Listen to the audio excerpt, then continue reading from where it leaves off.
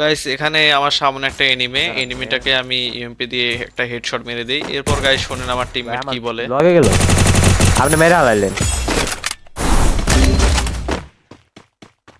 ওই যে মারেন মারেন, আরে ইউএমপি ভাই মারেন। এটা হ্যাকার, এটা হ্যাকার। এ ভাই এটা হ্যাকার।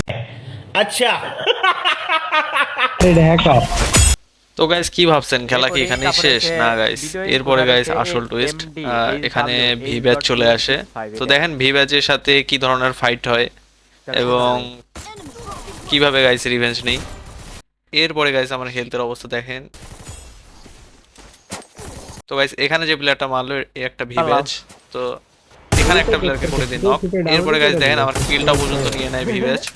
তো তাকে একটা হেডশট মেরে দিই এবং তার টিমমেট কি করে দেখেন গাইস। তো করোনা ইউজ করে তাকে রিভাইভ করে দেয়। এরপরে গাইস আমি মরে যাই।